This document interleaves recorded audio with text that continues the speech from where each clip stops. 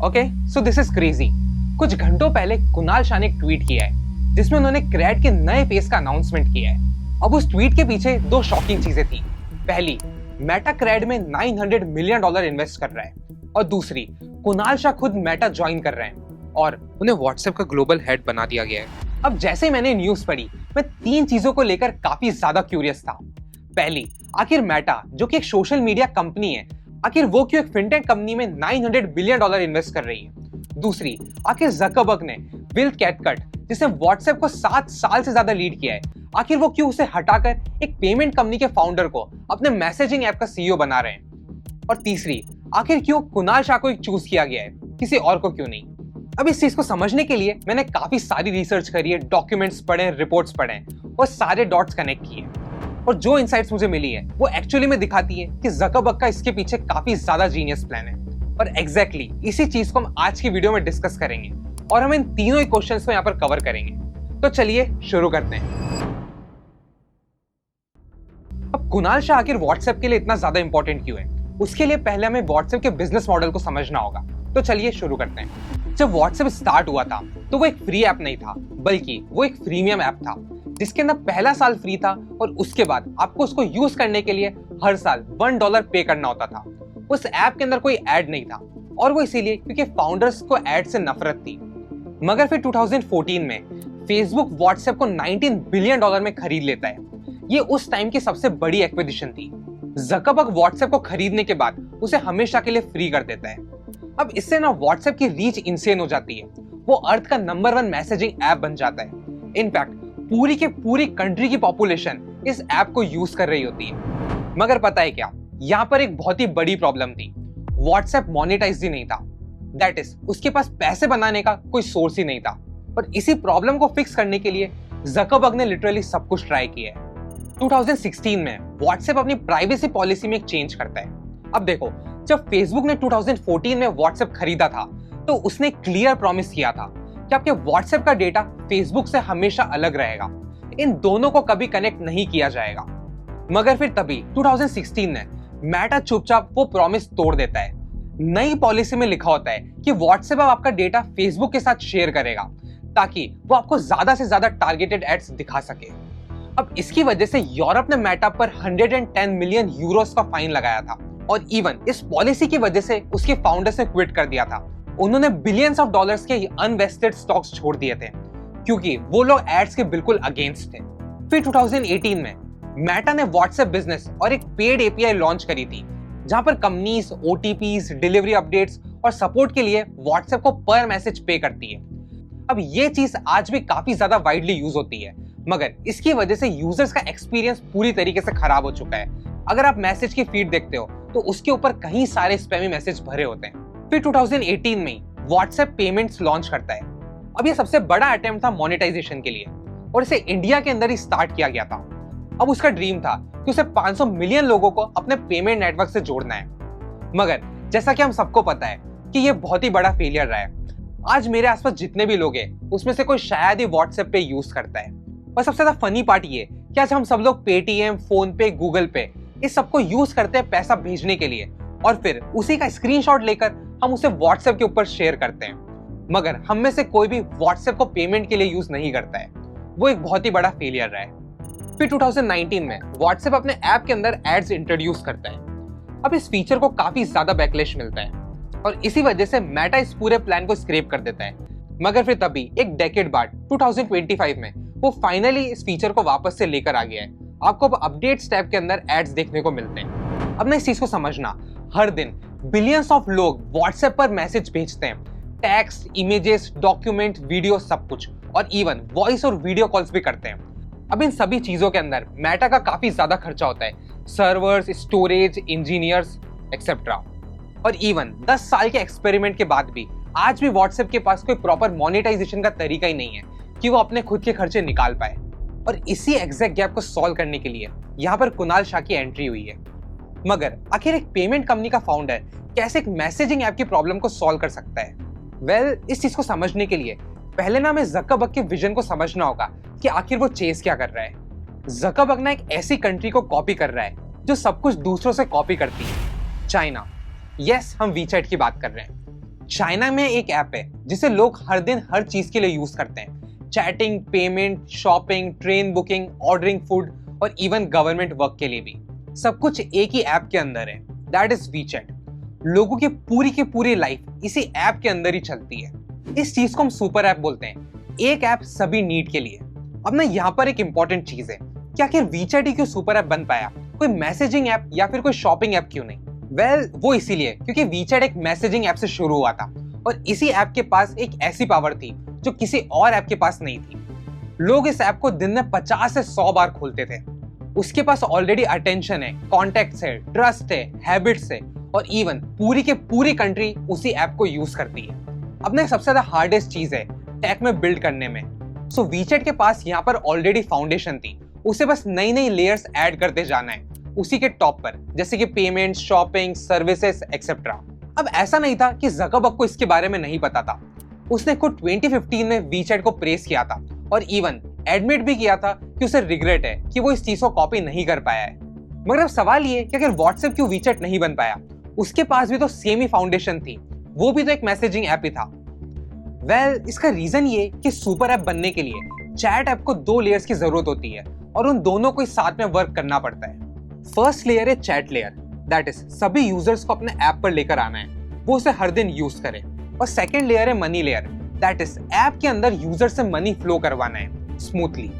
अब व्हाट्सएप ने first layer तो पूरी तरीके से क्रैक कर ली थी। इनफैक्ट इस गेम में वो किंग है, उसके पास 3 बिलियन यूजर्स हैं जो हर दिन उसे यूज करते हैं। मगर second, that is money layer, उसमें व्हाट्सएप बुरी तरीके से फेल हुआ है। इनफैक्ट हमने ऑलरेडी इसे इंडिया में फेल होते हुए देखा है। Now just think about it, India में world class payment system UPI है और हर बंदा यहाँ पर व्हाट्सएप यूज करता है। ऐसी कंट्री में भी व्हाट्सएप मनी लेयर यहाँ पर क्रैक नहीं कर पाया है और इस चीज पर ज़करबर्ग ने 10 साल से ज्यादा ट्राई किया है, सिर्फ इंडिया में नहीं, कहीं सारी डिफरेंट कंट्रीज में, मगर वहां पर भी व्हाट्सएप पे काम नहीं कर पाया है। और इसी वजह से ज़करबर्ग को यहाँ पर एक ऐसे बंदे की जरूरत है जो कि कोई मैनेजर नहीं हो, कोई प्रोडक्ट गाय नहीं हो, ऐसा कोई जिसने ऑलरेडी ये चीज कर रखी हो, दैट इज मिलियंस ऑफ लोगों का पैसा ऐप के अंदर मूव करवाया हो, हैबिट बनवाई हो, ट्रस्ट बिल्ड किया हो। और यहाँ पर कुणाल शाह परफेक्ट सेंस बनाता है। अब मैं ये चीज हवा में नहीं कह रहा हूँ, इस चीज को जरा समझो कि कुणाल शाह ने एक्चुअली में क्या बिल्ड किया है। कई साल पहले कुणाल ने इंडिया का one of the earliest payment startup build किया था, फ्रीचार्ज। उसे ग्रो किया था और फिर उसे बेच दिया था। सो क्रैड के पहले भी कुणाल ने एक चीज कर रखी थी जिसे कई सारे फाउंडर्स नहीं कर पाए। उन्होंने मिलियंस ऑफ इंडियंस को कंफर्टेबली अपने ऐप से पे करवाया था। फिर इसके बाद इन्होंने क्रैड फाउंड करी थी। अब कई सारे लोगों को लगता है कि क्रैड बस एक क्रेडिट कार्ड रिवॉर्ड्स ऐप है।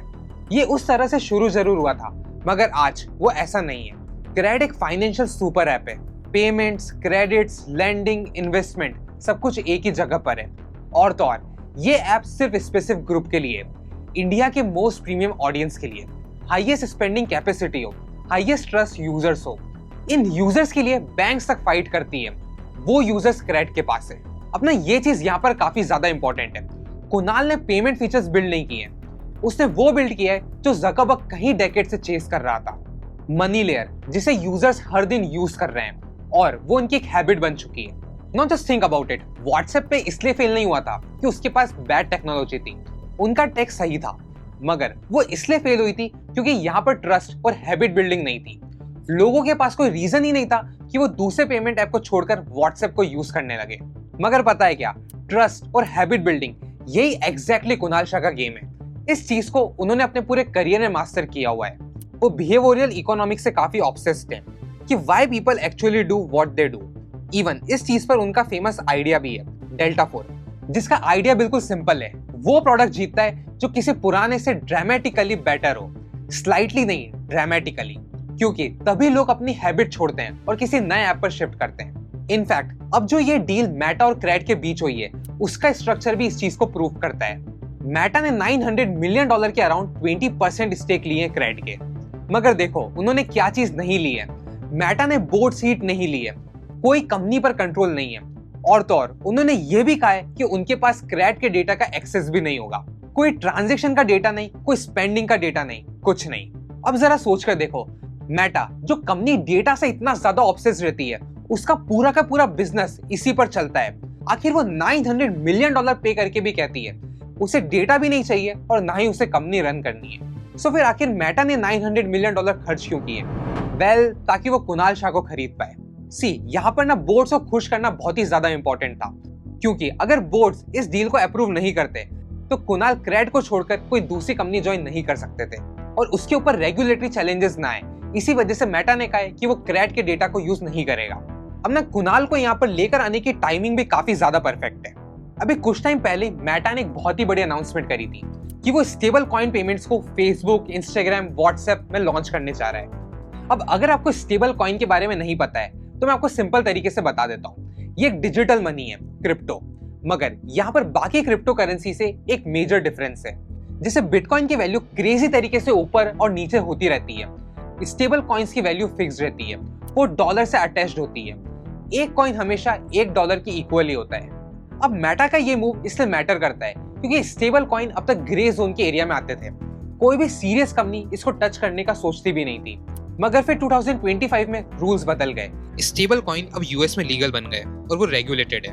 और जैसे ये डोर ओपन हुआ है, मेटा इसमें पूरी तरीके से एंट्री कर रहा है। अब ना सभी डॉट्स को कनेक्ट करो। ये न्यूज़ कभी इतनी नहीं थी कि एक इंडियन फाउंडर को व्हाट्सएप का ग्लोबल लीड बना दिया गया है। एक चैट ऐप का फिनटेक ऐप में इन्वेस्ट करना, एक पेमेंट फाउंडर का व्हाट्सएप चलाना और कुणाल शाह को चुनना, ये तीनों एक ही मूव थे। दैट इज व्हाट्सएप की मिसिंग मनी लेयर बनाना। अब 10 साल से व्हाट्सएप के पास कुछ पीस थे, मगर सारे एक साथ नहीं थे। मगर अब उसके पास ऐप, प्रूफ, बिल्डर और मनी रेल सभी एक ही टेबल पर है। और सवाल सिर्फ एक है, क्या कुणाल शाह व्हाट्सएप को वीचैट बना पाएंगे या नहीं? So I have something important for you. अगर आप फाउंडर, क्रिएटर या फिर लाइफ में कोई नई फील्ड एक्सप्लोर कर रहे हो तो लास्ट मंथ मैंने एक स्टार्टअप कम्युनिटी में था, नेटवर्क स्कूल, जो मलेशिया के $100 बिलियन आइलैंड के ऊपर बना है। यहाँ पर 400 से ज्यादा फाउंडर्स थे जो 40+ कंट्री से आए हुए थे। ये सारे लोग साथ में अपनी अपनी चीजें बिल्ड कर रहे थे। अब मुझे काफी सारे लोगों से सीखने का मौका मिला, नेटवर्क्स बने, फ्रेंड्स बने। नेटवर्क स्कूल का गोल बिल्कुल सिंपल है, लर्न, बर्न एंड अर्न। हर दिन इंडस्ट्री लीडर के सेशन होते रहते हैं on AI, cloud, crypto, content, entrepreneurship etcetera. In fact मैंने भी यहाँ पर अपना एक सेशन होस्ट किया था। यहाँ पर आप 5 स्टार होटल में रुकते हो, हर दिन आपको हेल्दी खाना मिलता है और इवन वेजिटेरियन और वीगन ऑप्शन भी अवेलेबल है। कई सारी फिटनेस एक्टिविटीज है, जैसे कि 24 आवर जिम, स्विमिंग, आइलैंड पर running, basketball, pickle ball, badminton, burn classes, yoga, Zumba and और भी बहुत कुछ। इवन मैंने यहाँ पर रोबोट के साथ चेस भी खेला था। और भी कई सारी फन एक्टिविटीज यहाँ पर होती रहती हैं। नेटवर्क स्कूल ज्वाइन करने की कॉस्ट $1500 पर मंथ होती है, मगर मेरे पास तुम्हारे लिए एक स्पेशल डिस्काउंट लिंक है जिसे $375 ऑफ हो जाएंगे, जिससे ये तुम्हें सिर्फ $1125 का ही पड़ेगा। That is around 1,06,000 rupees. So around 3000 per day में 5 स्टार में रहना, 3 टाइम का खाना, कई सारी एक्टिविटीज और एक वर्ल्ड क्लास कम्युनिटी का एक्सेस, जो काफी डिसेंट डील है, राइट? नेटवर्क स्कूल में आने के लिए आपको एक एप्लीकेशन फॉर्म भरना पड़ता है और अगर आपका सिलेक्शन हो जाता है तो आप नेक्स्ट बैच ज्वाइन कर सकते हो। अब इसके डिस्काउंट लिंक को मैंने डिस्क्रिप्शन में ऐड कर दिया है, तो आप इसे चेकआउट कर सकते हो।